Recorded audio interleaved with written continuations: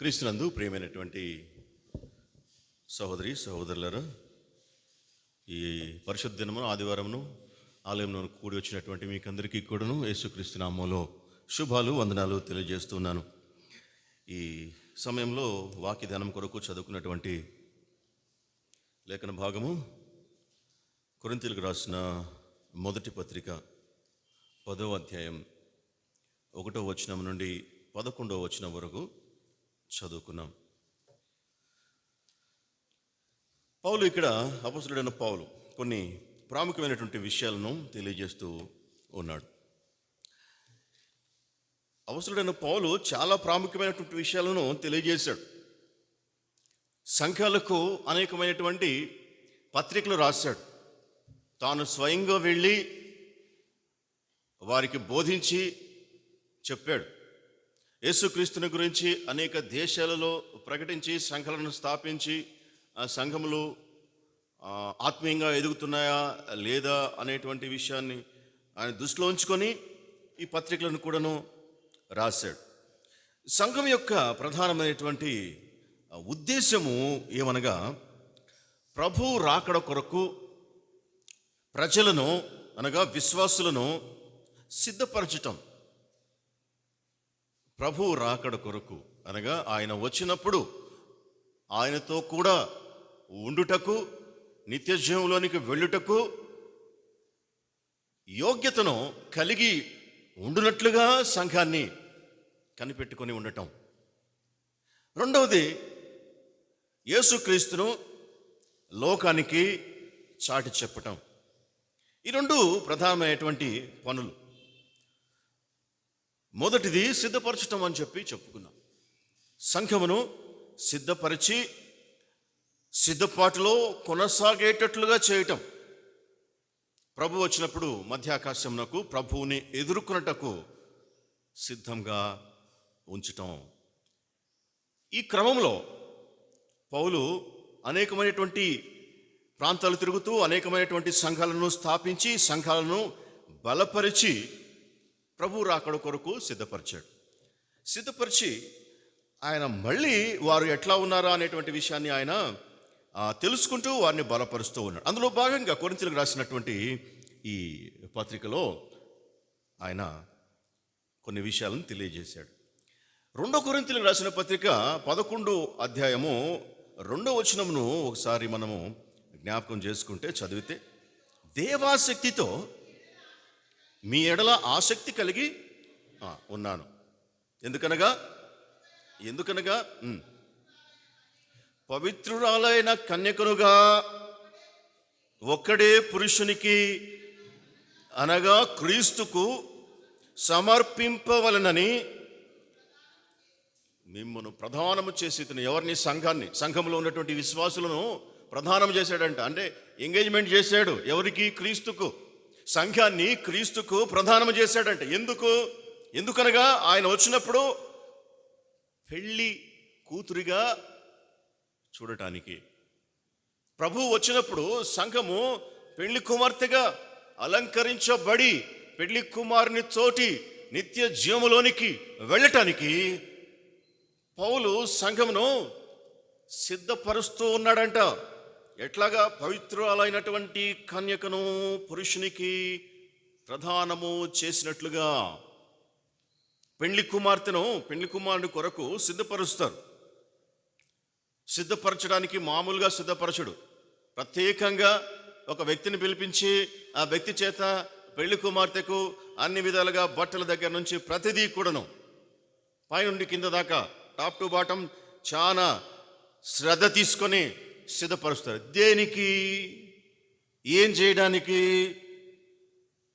పెళ్లి కుమారునికి అప్పగించడానికి. అంతే. సిద్ధపరచడంలో ఉన్నటువంటి ఉద్దేశం, పెళ్లి కుమార్తె అందంగా కనబడాలి, చక్కగా ఉండాలి. ఈ చక్కదనము పెళ్లి కుమారుని ముగ్ధుని చేయాలి. ప్రభు వచ్చినప్పుడు సంఘమును ఆ విధంగా సిద్ధపరిచి ప్రభువుకి సమర్పించాలి. ప్రభు వచ్చినప్పుడు పెళ్లి కుమార్తెలాగా సంఘాన్ని చేయాలనేటువంటి ఉద్దేశంతో పౌలు సంఘమును ఆ విధంగా పవిత్రాలైనటువంటి కన్యకను ఏ విధంగా సిద్ధపరుస్తారో పెళ్లి కుమార్తెగా అట్లా సిద్ధపరిచాడంట. పౌలు అందులో భాగంగా అనేకమైనటువంటి పత్రికలు సంఘాలకు రాశాడు, హెచ్చరించాడు, గద్దించాడు, ప్రేమతో చెప్పాడు, బ్రతిమలాడాడు, బుద్ధి చెప్పాడు. అందులో భాగంగానే ఇవన్నీ కూడాను సంఘాన్ని సిద్ధపరిచేటువంటి క్రమంలో, విశ్వాసులను ఆయన యొక్క రాకడ కొరకు సిద్ధపరిచేటువంటి క్రమంలో గద్దించాడు, హెచ్చరించాడు, బతిమలాడాడు, వేదనతో చెప్పాడు, గద్దించి చెప్పాడు.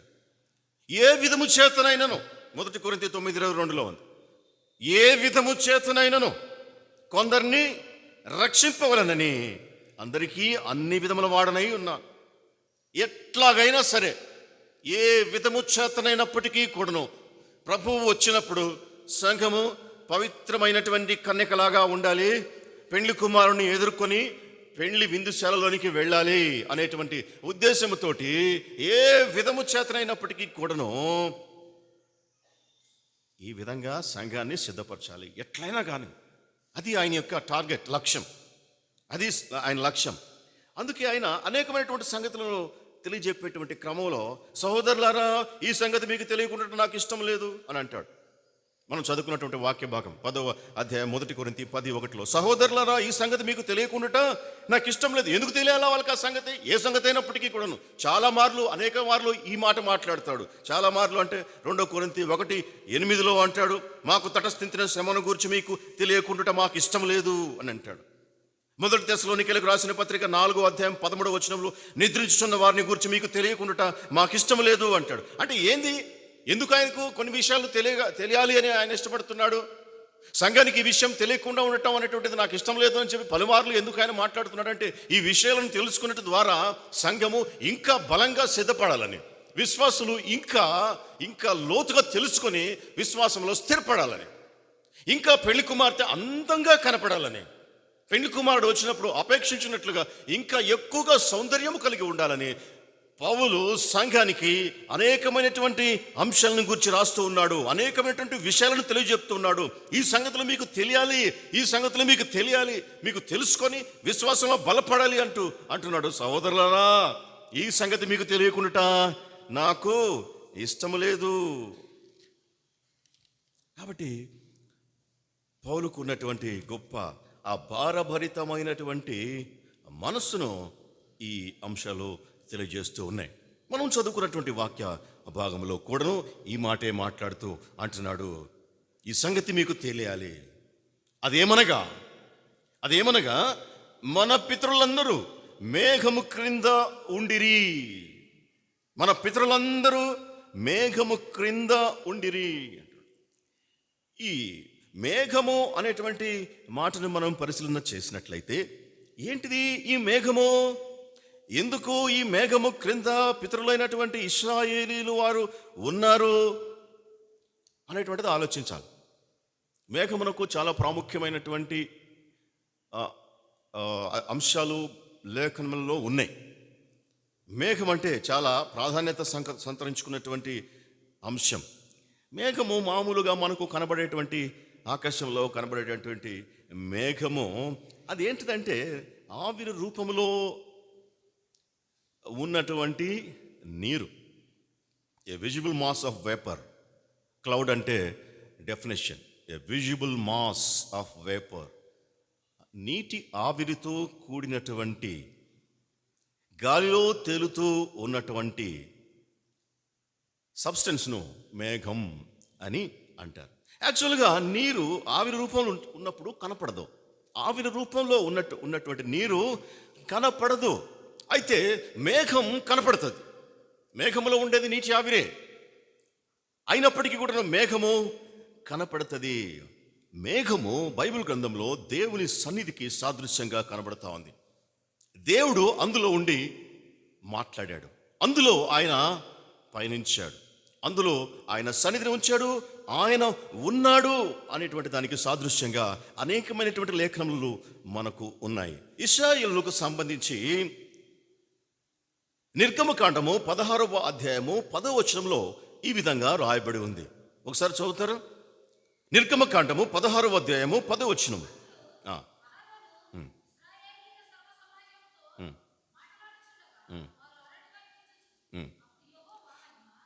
యెహోవా మహిమ ఆ మేఘములో వారికి కనపడెను. యెహోవా మహిమ, దేవుని యొక్క మహిమ మేఘములో వారికి కనపడింది.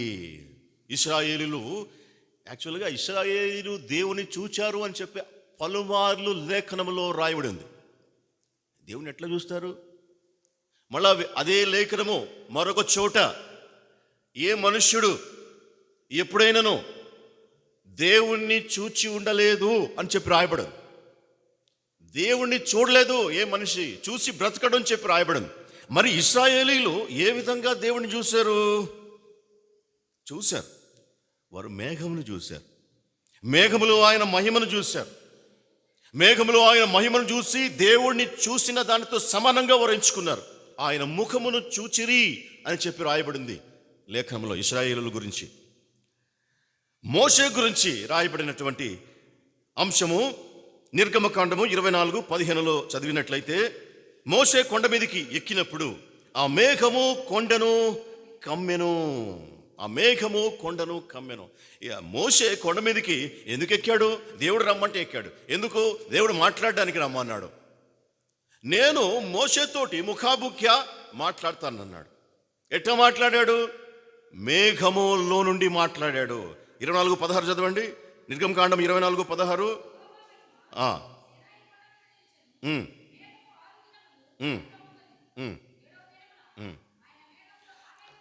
ఆయన ఆ మేఘములో నుండి మోషేను పిలిచిన చెప్పి రాయబడిందా?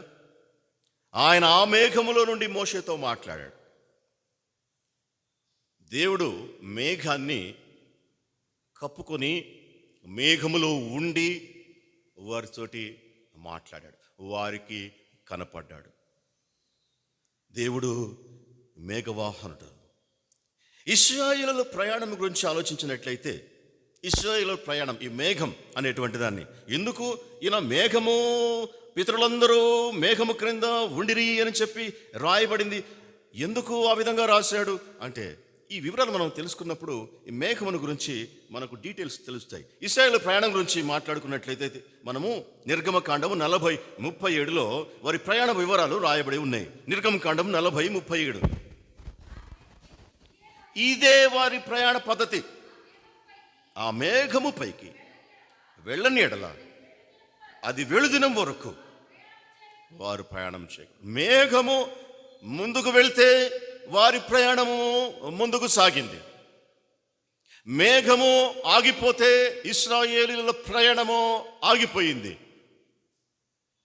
మేఘము వారి మధ్యన ఉన్నది. అది దేవునికి ఇష్టం. దేవుని సన్నిధి మనుషులతో పాటు ఉండటం దేవునికి ఇష్టం అని చెప్పి మనం పలుమార్లు మాట్లాడుకుందాం. మేఘము వారితో పాటు ఉండి వారిని నడిపించినట్లుగా మనము చూసాం. నిర్గమకాండం 13:21 రాయబడినటువంటి మాట, వారు పగలూరు రాత్రియు ప్రయాణము చేయనట్లుగా యెహోవా త్రోవలో వారిని నడిపించుటకై పగటి వేళ మేఘస్తంభములోను వారికి వెలుగునిచ్చుటకు రాత్రి వేళ అగ్నిస్తంభములోను ఉండి వారికి ముందుగా నడుచుచూ వచ్చెను. మేఘములో ఆయన ఉండి వారికి ముందుగా నడుచుచూ వారితో పాటు ఉన్నాడు. ఈ 40 సంవత్సరములు యెహోవా వారితో పాటు ఉన్నాడు. ఆయన సన్నిధిని వారితో పాటు ఉంచాడు. ఇంకా ప్రయాణంలో, ఇశ్రాయేలు ప్రయాణంలో సంరక్షణ కాపాడేటువంటి విధానంను మనం పరిశీలన చేస్తే, నిర్గమకాండం 14:19 నుండి 20 వరకు ఉన్నటువంటి విషయం మనం చదివినట్లయితే, అప్పుడు ఇశ్రాయేలు ఎదుట సమూహమునకు ముందుగా నడుచుచూ ఉన్నటువంటి దేవదూత, ఒక్క నిమిషం, దేవదూత. ఈ మేఘమును ఏమని చెప్పి రాయబడింది? మళ్ళా లేఖనము దేవదూత అని చెప్పి రాయ. ఇది మేఘం. ఈ మేఘము ఇశ్రాయేలుకు ముందుగా పోతా ఉంది. ఎప్పుడైతే ఫరో సైన్యం వెనక తరుముతూ ఉన్నారో, ఈ ముందుగా పోతూ ఉన్నటువంటి మేఘము ఏం చేసింది? తర్వాత వారి వెనుకకు పోయి వారిని వెంబడించెను. దేవదూత వారి వెనుకకు పోయి వెంబడించెను. ఏంటిది? ఆ దేవదూతను గురించి రాయబడినటువంటి మరొక మాట తర్వాత, ఆ మేఘ స్తంభము వారి ఎదుట నుండి పోయి వారి వెనుకలు నిలిచెను. చదవండి. అది ఐగుప్తీయుల సేనకు నడుమ, అది మేఘము కనుక వారికి చీకటి కలిగను, కానీ రాత్రి వీరికి వెలుగునిచ్చెను కనుక ఆ రాత్రి అంతయు ఐగుప్తీయుల సేన ఇశ్రాయేలీయుల సేనను సమీపించలేదు. వారికి ఏమో ఆ మేఘము చీకటిని కలగజేస్తా ఉంది ఇశ్రాయేలీయులకు. అది మేఘము కనుక ఆ మేఘానికి పర్యాయపదముగా వాడబడినటువంటి మాట దేవదూత. దేవదూత. అక్కడేమో యెహోవా అని చెప్పి రాయబడింది. మేఘములో యెహోవా ఉండి, యెహోవా మేఘములో ఉండి మోషేతోటి మాట్లాడాడు సినాయి పర్వతం పైన. ఇక్కడేమో మేఘము ముందుగా పోతూ పోతూ ఈ ఫరో సేనలు వెనక వెంబడిస్తూ ఉన్నప్పుడు వారికి అడ్డంగా నిలబడింది. అది దేవదూత అని చెప్పి రాయబడింది. మళ్ళీ అది మేఘము గనుక వారికి చీకటి కలిగను అని చెప్పి రాయబడింది. అదే మేఘము ఇశ్రాయేలులకు అగ్నిస్తంభముగా ఉండి వారికి వెలుగునిచ్చెను అని చెప్పి రాయబడి ఉంది. ఏంటిది? ఎందుకు ఇవన్నీ మనం చెప్పుకుంటున్నాం? తెలుసుకోవాలి. రూపాంతరపు కొండ దగ్గరికి వచ్చేటప్పటికి, అనగా యేసుక్రీస్తు ఆ తాబోరు పర్వతం పైన పేతురు, యోహాను, యాకోబులను వెంట పెట్టుకుని పోయి తన రూపము మార్చబడినప్పుడు, రూపాంతరము పొందినప్పుడు మనం పరిశీలన చేస్తే మత్తయి సువార్త 17వ అధ్యాయం 5వ వచనం. మత్తయి సువార్త 17వ అధ్యాయం 5వ వచనం. ఇదిగో ప్రకాశమానమైన ఒక మేఘము వారిని కమ్ముకొనెను. ఈయన నా ప్రియ కుమారుడు, ఈయన యందు నేను ఆనందించుచున్నాను, ఈయన మాట వినుడని ఒక శబ్దము మేఘములో నుండి పుట్టెను. మేఘములో నుండి ఎవరు మాట్లాడారు? ఇప్పుడు ఈయన నా ప్రియకుమారుడు, ఈయన యందు నేను ఆనందించున్నాను, ఈయన మాట వినుడి అని చెప్పేసి మేఘములో నుండి ఒక స్వరం వచ్చింది. ఎవరి స్వరం అది? తండ్రి అయినటువంటి దేవుని స్వరం. తండ్రి అయినటువంటి దేవుడు మేఘంలో ఉండి మోషే మాట్లాడాడు, మేఘంలో ఉండి వారిని నడిపించాడు ఇశ్రాయేలును. అదే మేఘంలో ఉన్నటువంటి దేవుని గురించి దేవదూత అని చెప్పి వ్రాయబడి ఉంది లేఖనంలో. ఎందుకు ఈ విధంగా పలుమార్లు పలు పేర్లతోటి రాయబడి ఉంది? అపొస్తలుల కార్యముల గ్రంథం 7వ అధ్యాయం 38వ వచనాన్ని పరిశీలన చేస్తే 35 చూద్దాం. ఫస్ట్ అపొస్తలుల కార్యముల గ్రంథం 7వ అధ్యాయం 35. మామూలుగా యెహోవా సీనాయి పర్వతం పైన మోషేతో మాట్లాడాను, మనకు తెలిసినటువంటి విషయం, మనకు తెలుసు. దేవుడు మోషేతోటి మాట్లాడి 10 ఆజ్ఞలను ఇచ్చాడు, ఇది తెలుసు మనకి. లేఖనం కూడా అదే చెప్తాను. చదవండి 7:35 చదవండి. అపొస్తలుల కార్యముల గ్రంథం 7వ అధ్యాయం 35వ వచనం.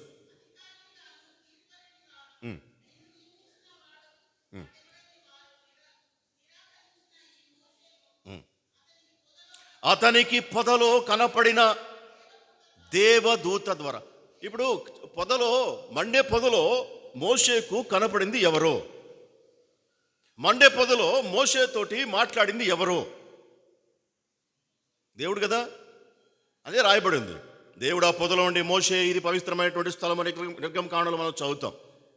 కానీ ఇక్కడ రాయబడినటువంటి మాట ఏమంటే అతనికి పొదలో కనపడింది దేవదూత అని చెప్పి రాయబడింది కదా. ఇప్పుడు 38వ వచనం కూడా చదవండి. సీనాయి పర్వతం మీద తనతో మాట్లాడిన దేవదూత. చాలు. ఇప్పుడు సీనాయి పర్వతం మీద మోషేతోటి మాట్లాడింది ఎవరు? దేవుడు కదా, యెహోవా దేవుడు కదా, తండ్రిన దేవుడు కదా. అయితే ఇక్కడ దేవదూత అని చెప్పి రాయబడింది ఏంది? ఇప్పుడు దేవదూత అందామా, దేవుడు అందామా? ఎందుకు ఈ మాట చెప్పవలసి వస్తుంది? ఎందుకు అంటే మనము త్రిత్వము గురించి తెలుసుకోవాలి. ఎందుకంటే తండ్రి అయినటువంటి దేవుడిని ఒక చోట దేవుడిని చెప్పి రాయబడింది, ఒక చోట దేవుని దూతని చెప్పి రాయబడింది. తండ్రి ఎవరికి కనబడు, కానీ వారు యెహోవాను చూచిరి అని చెప్పి రాయబడింది. ఏలాగున చూడగలరు? మేఘములో 3 అంశాలు మనకు కనబడతాయి. మేఘములో మనకు 3 అంశాలు కనబడతాయి. అదంతా కలిపి మనం మేఘం అంటాం. మేఘములో నీరుంటుంది, మేఘములో నీటి ఆవిరి ఉంటుంది, మేఘము చూడటానికి కనబడుతుంది. అది ఒక ఘన పదార్థం కనుక మేఘము ఒక ఘన పదార్థంగా చూడొచ్చు, ఒక ద్రవ పదార్థంగా చూడొచ్చు, ఒక వాయు పదార్థంగా చూడొచ్చు. మేఘములో వాయువంతా చేరి మేఘంగా పైకి వెళ్తుంది, ఆ వాయువు ఘనీభవించి వర్షంగా కురుస్తుంది. పెద్ద పెద్ద మంచు ముక్కలు పడతాయి, పైనుంచి వడగండ్లు పడతాయి. అదే మేఘంలో నీరు, వాటర్, దానికి రంగు లేదు, రుచి లేదు, వాసన ఉండదు. రంగు రుచి లేనటువంటిది, రూపము కూడా ఉండదు. నీటికి ఏ దేంట్లో పోస్తే ఆ రూపాన్ని సంతరించుకుంటుంది. ఆకాశం బ్లూగా ఎందుకు కనబడుతుంది తెలుసునా? ఆకాశం బ్లూగా కనబడడానికి కారణం వాటర్. ఈ వాటర్లో పడి నీళ్లు అది పరావర్తన చెంది ఆకాశం బ్లూగా కనబడుతుంది. మార్సు పైకి పోయి చూస్తే అది ఆరెంజ్గా కనబడుతుందంట ఆకాశం. ఎందుకు ఇవన్నీ చెప్పుకుంటున్నామంటే త్రిత్వాన్ని అర్థం చేసుకోవడానికి. త్రిత్వం గురించి తెలియక అనేకమైనటువంటి అపోహలకు లోనయ్యి ముగ్గురు దేవుళ్ళు, అదేదో మూడు తలల్లాగా అనేటువంటి ఆ పద్ధతి, ఆ ఆలోచన తీసివేయాలి. పొదలో కనబడితే దేవదూతన అంటే అవును దేవదూతనే. ఎవరా దేవదూత? యేసుక్రీస్తు, pre incarnation state of Jesus Christ. యేసు ప్రభు ఆది నుండి నేను ఉన్నా అన్నాడు. మోషే పుట్టక ముందు నేను ఉన్నానన్నాడు. భూమికి పునాదులు వేయబడక ముందు నేను ఉన్నా అన్నాడు. వారికి కంటికి కనబడిన ప్రతిసారి ఆయన యేసుక్రీస్తు. అందుకే లేఖనము అటు ఇటుగా మాట్లాడుతూ ఉంటుంది. అంటే అది ఏమన్నా లేఖనము ఎందుకట్లా మాట్లాడుతున్నది అంటే మన ఒక అవగాహన కోసం, మనం అర్థం చేసుకోవడం కోసం. ఎవరు ఈ త్రిత్వం? తండ్రి అయినటువంటి దేవుడు. ఎవరు ఈయన? కుమారుడు అయినటువంటి దేవుడు. ఎవరైనా పరిశుద్ధాత్మ అయినటువంటి దేవుడు. దేవుడు మూడు రకాలుగా ఉన్నాడు. నీరు ఒకటే, అయితే అది ఘనీభవించిన రాయి రూపంలో కనబడుతుంది. ఒక్కోసారి వాయు రూపంలోనికి వెళ్ళినప్పుడు కనబడకుండా ఉంటుంది. కనబడకుండా ఉన్నటువంటిది వర్షం రూపంలో తిరిగి మళ్ళా భూమిపైకి పెద్ద పెద్ద వడగండ్లను విసిరేస్తుంది. పెద్ద పెద్ద ఫ్లడ్లు వచ్చి దేశాలకు, రాజ్యాలకు కొట్టుకుని పోయేటువంటి పరిస్థితి. మళ్ళీ ఏం కనబడదే, కనపడని రూపంలో ఉన్నటువంటి నీరు, ఇంత నీరు ఆకాశంలోకి ఎట్లా వచ్చింది? మేఘము. ఈ మేఘము దేవుని సన్నిధికి సాదృశ్యంగా ఉంది. ఈ మేఘము త్రిత్వమునకు సాదృశ్యంగా ఉంది. ఈ మేఘము దేవునికి సాదృశ్యముగా ఉన్నది. అందుకే ఆయన మేఘములో నుంచి మాట్లాడాడు, మేఘములో ప్రయాణం చేశాడు, మేఘములో వారిని సంరక్షించాడు. అదే మేఘములో ఆయన ఆకాశమునకు ఆరోహణమైపోయాడు. కొరింథీ అపొస్తలుల కార్యముల గ్రంథంలో మనం చూసినప్పుడు మొదటి అధ్యాయంలో ఆయన ఆరోహణం, ఒక మేఘము వచ్చి ఆయన్ను కప్పివేసినట్లుగా మనం చూస్తాం. రేపు కూడా ఆయన వచ్చేటప్పుడు ఆయన మేఘారూఢుడై వచ్చుచూ ఉన్నాడు. ఆ ప్రతి నేత్రము ఆయనను చూచును అని చెప్పి రాయబడి ఉంది ప్రకటన గ్రంథం మొదటి అధ్యాయంలో. ఆయన మేఘారూఢుడై రాబోతూ ఉన్నాడు. మేఘముల పైన వెళ్ళాడు, మేఘములో రాబోతూ ఉన్నాడు. అది అనగా యూనివర్సల్ ఈవెంట్. అది ప్రతి కన్ను ఆయనను చూస్తుంది. అంటే ప్రపంచంలో ఉన్నటువంటి వారందరూ చూస్తారు. అందరికీ కనబడేటట్టుగా ఆయన మేఘం మీద రాబోతూ ఉన్నాడు. అట్టి మేఘము క్రింద వారు ఉన్నారు. ఎవరు వారు? ఇశ్రాయేలీలు. మనిషిలో కూడా మూడు అంశాలు ఉన్నాయి. ఎందుకు మూడు అంశాలు ఉన్నాయి మనుషులు అంటే? దేవుడు తన పోలిక చొప్పున తన స్వరూపమందు నరులను చేశాడు కాబట్టి. దేవుళ్ళు అనేటువంటి మాట ఎక్కడ లేదు, ఉండకూడదు. దేవుడు ఒక్కడే మూడు విధాలుగా ఆయన ప్రత్యక్షమయ్యాడు. ఆయన తన స్వరూపమందు తన పోలిక చొప్పున నరులను చేశాడు. ఎలాగున చేశాడు అంటే ముందు మట్టితో చేశాడు. చేసిన తర్వాత ఏం చేశాడు? ఆయన మట్టితో చేయగానే మనిషి లేచి కూర్చోలేదు, ప్రాణంతో నిలబడలేదు, అట్లాగా బొమ్మలాగా పడిపోయి ఉన్నాడు. అప్పుడు దేవుడే యెహోవా నరుని నాసికారంధ్రంలో జీవవాయువును ఊదగా నరుడు జీవాత్మాయను అని చెప్పి రాయబడింది. అంటే ఇప్పుడు శరీరం వేరు, జీవాత్మ వేరు అనేది మనం తెలుసుకోవాలి, అర్థం చేసుకోవాలి.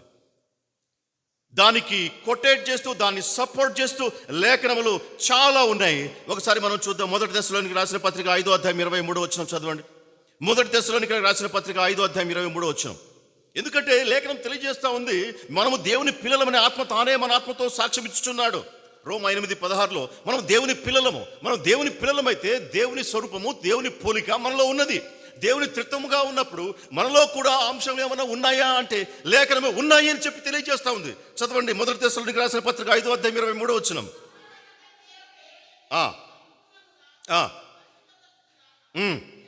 మీ ఆత్మయు జీవమును అనగా ప్రాణము, చదవండి, శరీరమును. 3 ఉన్నాయా లేవా?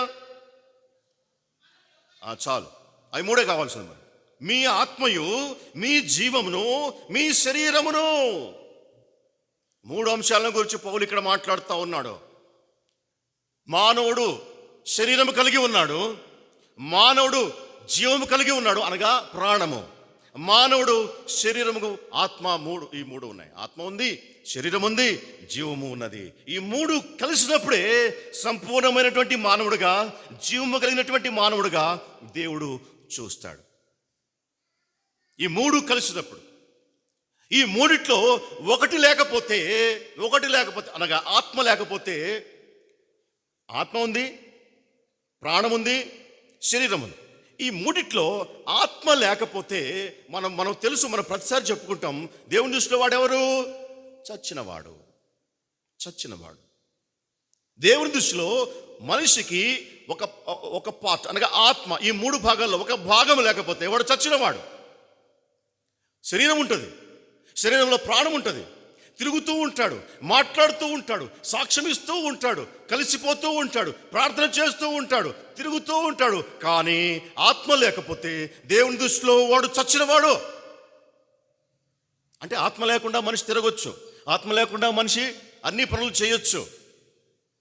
ఈ మూడు అంశాలు ఉంటేనే పరిపూర్ణమైనటువంటి మనిషి. ఈ 3 ఆత్మ లేకుండా నడిచిపోతా ఉంది లోకం. అందుకే దేవుడు వచ్చాడు, నశించిన దాన్ని వెతికి రక్షించుటకు మనిషి కుమారుడు ఈ లోకంలోనికి వచ్చి తన ఆత్మనిచ్చాడు. అందుకే ఒకడు నీటి మూలముగాను ఆత్మ మూలముగాను తిరిగి జన్మించాలా అని చెప్పేసి దేవుడు అంటాడు. అర్థం చేసుకోవడానికి కొంచెం కష్టం. ఆయన అర్థం చేసుకోవాలి అని అనుకునేటువంటి ప్రతి మనిషికి కూడాను అర్థం కావడానికి లేఖనంలో రాసి ఉంచాడు ఈ అంశాలు. ఆత్మ లేనివాడు ఆయన వాడు కాడు అని చెప్పి లేఖనం రాయిస్తా ఉంది. ఎందుకు? వాడు చచ్చినవాడు కాబట్టి. ఇప్పుడు ఈ శరీరము, ఈ ప్రాణము, ఈ 2 లేకపోయినప్పటికీ కూడాను, ఈ శరీరము, ఈ ప్రాణము, ఈ 2 పోయినప్పటికీ కూడాను దేవుని దృష్టిలో ఒకడు జీవించి ఉంటాడు. పొదను గురించిన భాగంలో మోషేతోటి దేవుడు మాట్లాడుతూ ఏం చెప్పాడు అని చెప్పి రాసిందంటే లేఖనము, స్వయంగా యేసు ప్రభువు చెప్పాడు, నేను అబ్రహాము దేవుడును, ఇస్సాకు దేవుడును, యాకోబు దేవుడును అన్నాడు. ఆ మాట చెప్పేసరికి అబ్రహాము లేడు, ఇస్సాకు లేడు, యాకోబు లేడు, వారందరూ కూడా చనిపోయి పాతి పెట్టబడ్డారు. వారు భూమిలో మట్టిలో కలిసిపోయి ఉన్నారు. అయినప్పటికీ దేవుని దృష్టికి వారందరూ కూడాను జీవించి ఉన్నారు అని చెప్పి లేఖనం తెలియజేస్తా ఉంది.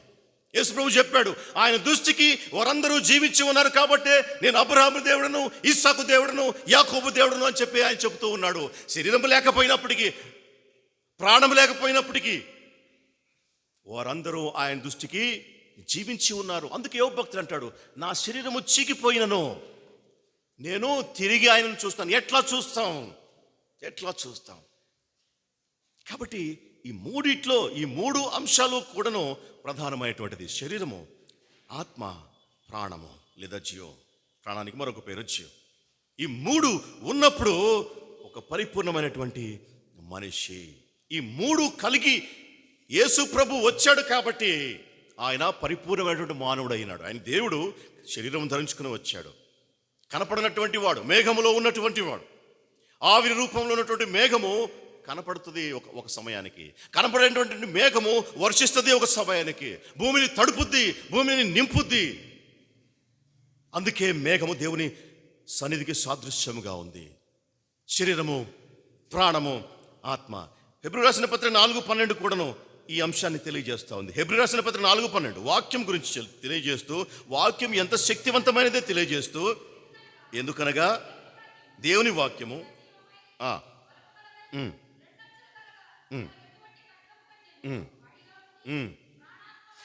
ఇక్కడ చూడండి, ప్రాణము, ఆత్మను, కీళ్ళు మూలుగా అంటే ఎక్కడుంటాయి? కీళ్ళు మూలుగా ఎక్కడుంటుంది? శరీరంలో ఉంటుంది. కీళ్ళు మూలుగా శరీరం, ప్రాణము, ఆత్మ, శరీరము.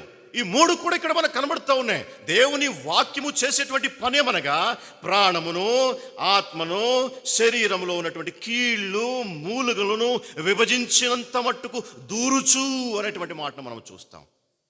అంటే ఈ 3 సపరేటరే కదా అర్థం. కానీ సపరేట్గా చూడగలమా?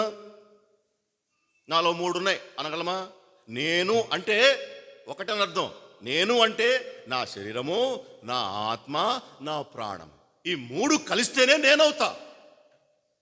నా శరీరము, నా ఆత్మ, నా ప్రాణము, ఈ మూడు నేను. అలాగనే దేవుడు ఎవరయ్యా నువ్వు అంటే నేను ఉన్నవాడును అన్నాడు. అంటే దాని అర్థమైందంటే యేసుక్రీస్తు, పరిశుద్ధాత్మ, తండ్రి అయిన దేవుడు, ఈ మూడు ఏకీభవించి ఉన్నారు. ఒక్కరు, వన్నెస్. దేవుడు ఒక్కడే, ముగ్గురు కాదు. దేవుడు ఒక్కడు. ఆ ఒక్క దేవుడు అప్పటికి ఇంకా ఇన్కార్నేషన్ కాలేదు కాబట్టి, అనగా శరీర రూపం ధరించుకోలేదు కాబట్టి మేఘము రూపంలో వారికి కనబడుతూ ఉన్నాడు.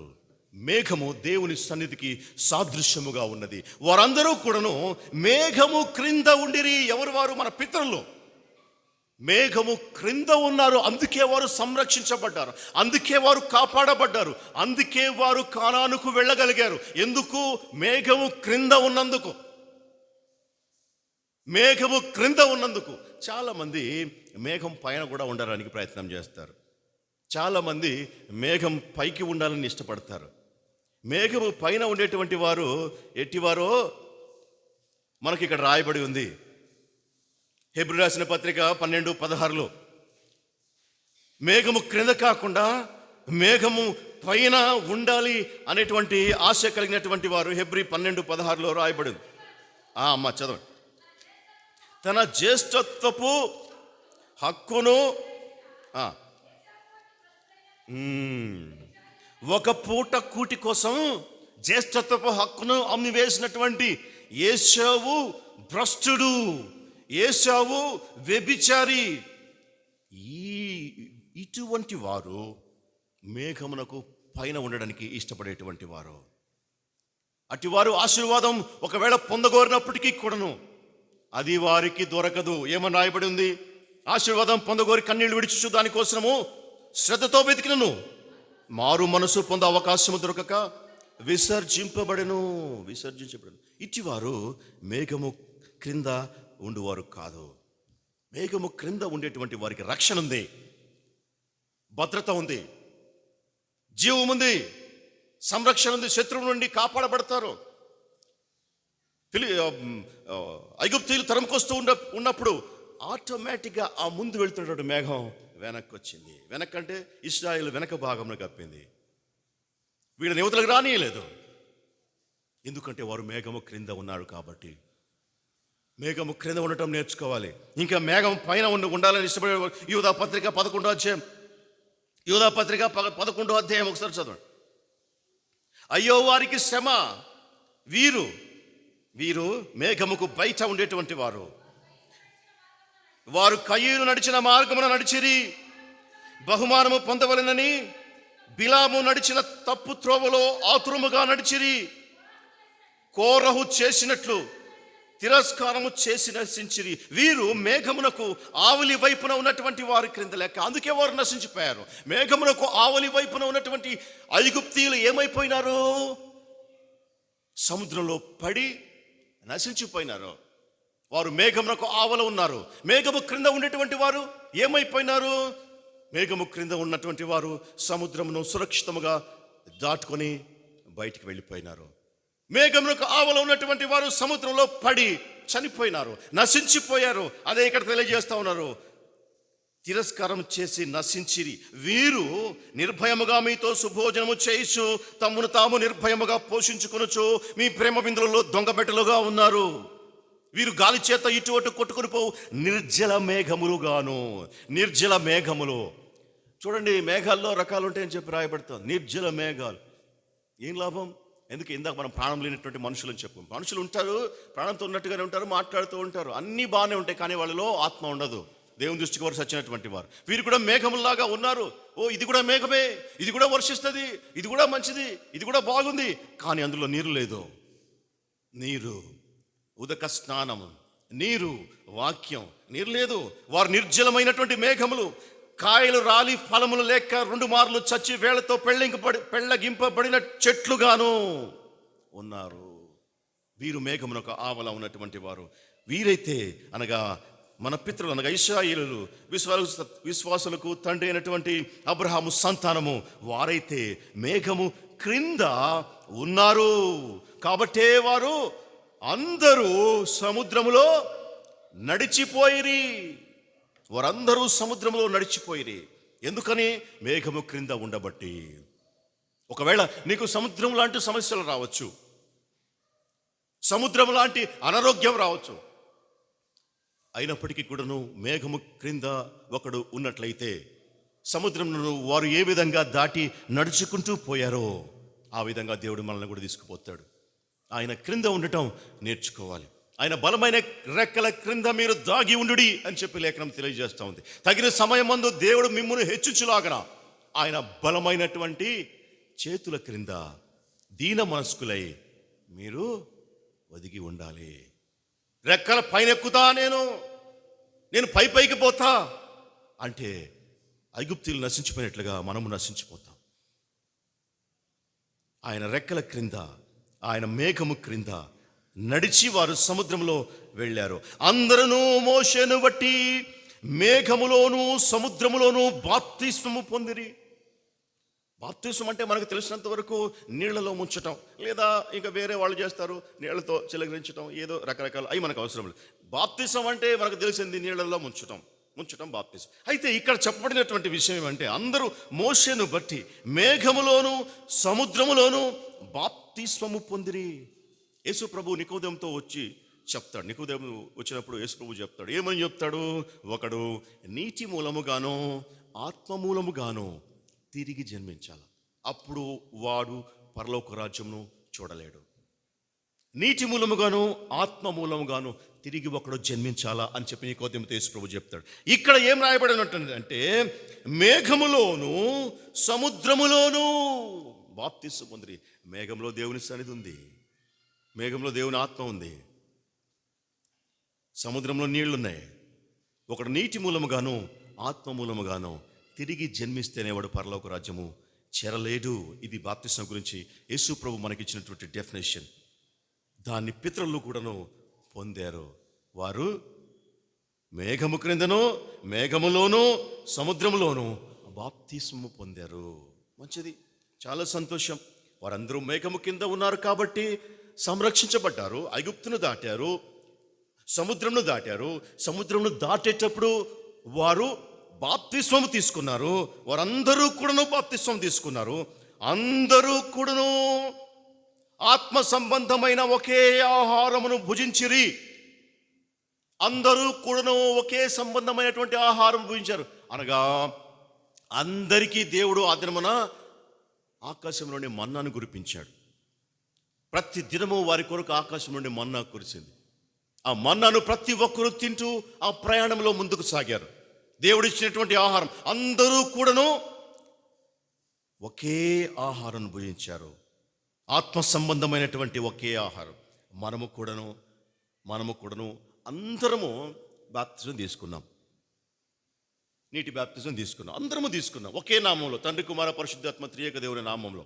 త్రియేక దేవుడు అని లేదు, కానీ యేసు ప్రభు చెప్పాడు ఒక మాట అక్కడ మత్తయి సువార్తలో, మీరు సర్వ దేశంలోకి సర్వ సృష్టికి వెళ్ళి సువార్తను ప్రకటించండి చెప్తూ తండ్రి కుమార పరిశుద్ధాత్మ నామములలో అని చెప్పాడా?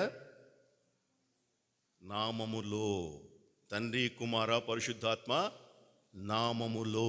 అది ఒకటే నామం, అది ఒకటే. తండ్రి అయినా కుమారుడైనా పరిశుద్ధాత్మ అయినా ఇందాక మనం చెప్పుకున్నట్లుగా ఒకటే నామం. ఆ నామంలో అందరం బాప్తిజం తీసుకున్నాం. అందరూ కూడాను బాప్తిజం, అందరము కూడాను ఒకే ఆహారం, ఆత్మీయమైనటువంటి ఒకే ఆహారంను భుజించిరి. మనం అందరము కూడాను ప్రభు బలలో పాల్పంపులు పొందుతున్నాం. అందరము కూడాను ఒకే ఆత్మీయమైనటువంటి ఆహారం భుజిస్తూ ఉన్నాం.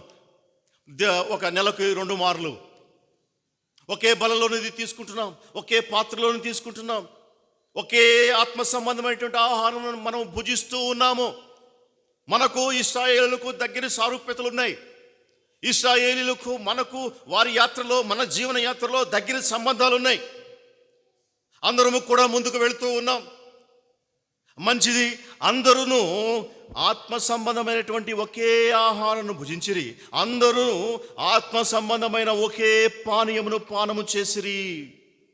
అందరూ కూడాను ఆత్మ సంబంధమైనటువంటి ఆహారం తింటూ ఉన్నాం. ఆత్మ సంబంధమైనటువంటి ఒకే పానీయమును ఆ దినమున వారు పానము చేశారు. మోషే ఆ బండను చీల్చినప్పుడు ఆ బండలో నుండి వచ్చినటువంటి ఆ నీటిని అందరూ త్రాగారు. ఒక్క బండలో నుండి వచ్చినటువంటి ఆ నీటి ఊట కొన్ని లక్షల మందికి ఆ దాహం తీర్చింది. అందరూ కూడాను ఆ బండలో నుండి త్రాగారు. అందరూ కూడాను ఒకే పానీయమును వారు త్రాగి ఆ యాత్రలో ముందుకు వెళ్ళారు. ఒకే ఆహారమును తిన్నారు, ఒకే పానీయమును తాగారు. ఆత్మ సంబంధమైనటువంటి ఒకే ఆహారమును, ఆత్మీయ ఆహారం భుజిస్తున్నాము, ఒకే పానీయమును తాగుతున్నాము. ఇది నా రక్తము వలన క్రొత్త నిబంధన అని చెప్పి మనము మరీ చెప్పి తీసుకుంటూ ఉన్నాం. నన్ను జ్ఞాపకము చేసుకున్నట్టుగా దీనిని చేయుడి అని చెప్పిన మాటను జ్ఞాపకం చేసుకుంటూ ఒకే పాత్రలోనిది మనం అందరము కూడాను త్రాగుతూ ఉన్నాం. ఏలైనగా తమ్మును వెంబడించినటువంటి ఆత్మ సంబంధమైన బండలోనిది వారు త్రాగిరి. తమ్మును వెంబడించింది ఎవరంట? ఇప్పుడు దాకా మనం చెప్పుకున్నాం ఏంది? మేఘం మేఘం మేఘం అన్నాం. కానీ లేఖనం ఇప్పుడు ఏం చెప్తుంది? బండ అని చెప్తుంది. ఇప్పుడు బండ వెంబడించిందా, మేఘం వెంబడించింది? లేఖనమును దేవుని ఆత్మ చేత వివేచిస్తేనే తప్ప మానవుని జ్ఞానము చేత చదివితే అర్థమయ్యే ప్రసక్తే లేదు, అర్థము కాదు. అందుకే దేవుని యొక్క ఆత్మ జ్ఞానము మనం తెచ్చుకొని అడిగి తెచ్చుకోవడానికి, ఎవరికైనా జ్ఞానం కొదువు అయినది వాడు దేవుడిని అడగవలను లేఖనం తెలియజేస్తాం. దేవుడు ఆత్మ చేత మనకు జ్ఞానం ఇస్తే అర్థమవుతుంది. తమను వెంబడించినటువంటి ఒకే బండ ఏంటిదంటే ఆ బండ ఏమంటున్నాడు? ఆ బండ క్రీస్తే. ఆ బండ క్రీస్తే. అరే బండ క్రీస్తే ఎట్లయితాడు? ఆత్మ సంబంధమైనటువంటి అంశాలు అర్థం చేసుకున్న వ్యక్తి అర్థం చేసుకుంటాడు. సంగములతో ఆత్మ చెబుచున్న మాట చెవి గలవాడు వినుగాక. చెవి గలవాడు అంటే అందరికీ చెవులు ఉన్నాయి కదా, చెవులు లేనిది ఎవరికి? చెవి గలవాడు అంటే ఆత్మ ఉన్నటువంటి వ్యక్తికి అర్థమవుతాయి. అందరూ బండలో త్రాగారు, అందరూ ఒకే ఆహారం భుజించారు, అందరూ మేఘంలో సముద్రంలో బాప్తిజం తీసుకున్నారు. అయితే అందరికీ ఇక్కడ దాకా సమానం. ఇక్కడ దాకా ఎవ్వరు కూడా ఉత్తరతమ భేదాలు లేవు. ఏ ప్రాంత కానీ కుల మత రంగు ఏ భేదం లేదు. ప్రతి ఒక్కరూ కూడాను ఇక్కడ దాకా కామన్, సమానులు. అయితే వారిలో ఎక్కువ మంది దేవునికి ఇష్టలుగా ఉండకపోయిరి కనుక అరణ్యములో సంహరింపబడిరి. ఎంత విచారకరం, ఎంత విచారకరం. సగం దూరం వచ్చేశారు, ఎర్ర సముద్రమును దాటారు, ఫరో సేనల్లో మునగడం చూశారు, ఆకాశములో నుండి మన్నాను కురుస్తూ ఉంటే తిన్నారు, మాంసం కావాలంటే మాంసం ఇవ్వగా తిన్నారు, నీళ్లు లేవంటే బండను చీల్చి బండలో నుండి ఆయన తన ధారలను రప్పించాడు. ఆ చీల్చడం వల్ల కూడా అర్థం ఉంది. మనకై చీల్చబడ్డాడు యేసుక్రీస్తు అని చెప్పి రాయబడింది. మనకై చీల్చబడ్డాడు. ఆయన చీల్తేనే ఆయనలో నుండి సంఘం వచ్చి, ఆయనలో నుండి జీవాహారం వచ్చి, ఆయనలో నుండి జీవజలం వచ్చి మనం తింటున్నాం, తాగుతున్నాం, ఆత్మీయంగా పోషించబడుతూ ఉన్నాం. ఆ బండ క్రీస్తే అంటే అర్థం అది. అంత దూరం వచ్చి ఇక్కడికి వచ్చేటప్పటికి మధ్యలోనే వారు నశించిపోయినారంట. ఎంత ఎంత విచారకరం, ఎంత దుఃఖకరం. విశ్వాస జీవితంలో కూడాను ఇలాంటి సందర్భాలు ఉంటాయి. అందుకే వాటిని గుర్తు చేస్తూ పౌలు భక్తుడు సంఘానికి రాస్తూ ఉన్నాడు, కొరింథీ సంఘానికి. మంచిది, ప్రార్థన చేస్తున్నాం, బైబిల్ చదువుతున్నాం, చర్చికి వెళ్తున్నాం, టైతిస్తున్నాం, ప్రభురాత్రి భోజనంలో పాలు పంపులు పొందుతున్నాం, అంతా బాగుంది. అయితే అంటున్నాడు, అయితే అందరికీ అన్ని విషయాల్లో బాగానే ఉన్నాం. అయితే వారిలో ఎక్కువ మంది అంటే సగం మంది కాదు, సగానికంటే ఎక్కువ, 60% అనుకుందాం మన తృప్తి కోసం. 60% ఆఫ్ ఇజ్రాయెల్ పీపుల్ నశించిపోయారు. ఎట్లా? దానికి కారణాలు చెప్తాడు. అరణ్యంలోనే నశించిపోయారంట. అంటే అర్థం ఏంటిది? వారు డెస్టినేషన్కి చేరలే, కానానుకు చేరలే, పరలోక రాజ్యం పోదామని బయలుదేరారు, పోతున్నాం అనుకున్నారు, పోవాలనేటువంటి ఆసక్తి ఉంది. దేవుడు మాకు ఒక కానాను, ఒకటి వాగ్దత్త భూమి ఇవ్వబోతున్నాడు అని చెప్పి బయలుదేరేటప్పుడు సగం దూరం వచ్చారు. అయితే మధ్యలోనే నశించిపోయినారు. ఎక్కడ? అరణ్యంలో, అనగా ప్రయాణంలో, మధ్యంతరంగా. కారణం, దేవునికి ఇష్టలుగా ఉండకపోయిరి. దేవునికి ఇష్టలుగా ఉండకపోయిరి. దేవునికి ఇష్టలుగా ఉండకపోతే అరణ్యంలో మధ్యలోనే రాలిపోయినారు వాళ్ళు. మనము కూడా దేవునికి ఇష్టలుగా జీవించకపోతే మధ్యంతరంగా ఈ లోకం అనేటువంటి అరణ్యంలోనే రాలిపోతాం. అందులో ఏ విధమైనటువంటి డౌట్ లేదు. దేవునికి ఇష్టలుగా ఉండాలి. ఎంతసేపు మనుషులకు ఇష్టలుగా ఉంటే చాలు, మనుషులు మనం మెచ్చుకుంటే చాలు. అసలు ఆ కాన్సెప్టే చాలా 90% ఘోరంగా ఉంటుంది. మనిషికి కనబడాలి, మనుషులు మెచ్చుకోవాలి, నేను మొదటి స్థానంలో ఉండాలి, అందరూ నన్నే చూడాలి, అందరూ నా మాటలే వినాలి, అందరికీ నేను ఒక ఐకాన్గా ఉండాలి, అందరికీ నేను నేను నేను నేను. ఎందుకని ఈ విధమైనటువంటి ఆలోచన? ఎందుకంటే దేవునికి ఇష్టలుగా ఉండటం అనేటువంటిది అసలు దాని గురించి పట్టించుకోకపోగా మనుషులకి ఇష్టలుగా ఉండాలి. మనుషులు మనల్ని ఇష్టపడాలి, మనుషులు మన గురించి చెప్పుకోవాలి, చరిత్రలో నిలిచిపోవాలి. ఇలాంటి ఆలోచనలు కూడా చాలా ఉంటాయి. చరిత్రలో నిలిచిపోవాలి. చరిత్రలో నిలిచిపోవడం కాదు, పరలోక రాజ్యంలో నిలిచిపోవాలనుకోవాలి. చరిత్రలో నిలిచిపోయేది ఎందుకు కడుతున్నావయ్యా ఇంత పెద్ద స్టూడియో అని ఒక ఆయన అడిగితే, నేను చనిపోయిన తర్వాత కూడా నా పేరు శాశ్వతంగా నిలిచిపోవాలి, నేను ఈ లోకంలో లేకపోయినా నా పేరు కనపడాలి, అందుకే నా పేరు మీద కడుతున్నా ఇంత పెద్ద స్టూడియో అన్నాడు ఒక పెద్ద ధనవంతుడు. అంటే ఆయన ఉద్దేశం ఏంది? చరిత్రలో తన పేరు నిలిచిపోవాలి. అంటే ఉద్దేశం ఏంది? మనుషులలో తన పేరు నానిపోవాలి, మనుషులలో తన పేరు నిలిచిపోవాలి. అంటే మనుషులకు ఇష్టలుగా ఉండటం అనేటువంటిది పెద్ద నడుస్తున్నటువంటి కాన్సెప్ట్. దేవునికి ఇష్టలుగా ఎట్లా ఉండాలి? దేవునికి ఇష్టలుగా ఉండాలంటే ఏం చేయాలి? ఆలోచన లేదు. దేవుడు మనల్ని ఇష్టపడాలంటే ఏం చేయాలి? ఇది లేనే లేదు. నేను దేవుడిని ఇష్టపడుతున్నా, దేవుడు అంటే నాకు ప్రేమ, అందుకే ఆలయానికి పోతున్నా. దేవుడు అంటే నాకు ప్రేమ, అందుకే వాక్యం చదువుతున్నా. దేవుడు అంటే నాకు ప్రేమ, అందుకే నేను టైతిస్తున్నా. నేను దేవుడిని ప్రేమిస్తూ ఉన్నాను. నేను దేవుడిని ప్రేమిస్తున్నాను. మరి నిన్ను దేవుడు ప్రేమిస్తున్నాడా?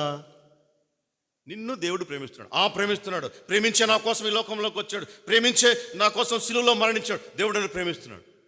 దేవుడు నిన్నే కాదు, అందరి కోసం వచ్చాడు. దేవుడు వచ్చింది అందరి కోసం, నీ ఒక్కడి కోసం కాదు, క్రైస్తవుల కోసం కాదు, అందరి కోసం వచ్చాడు. మనుషులను రక్షించుటకు వచ్చాడు ఈ లోకంలోనికి మనుష్య కుమారుడు.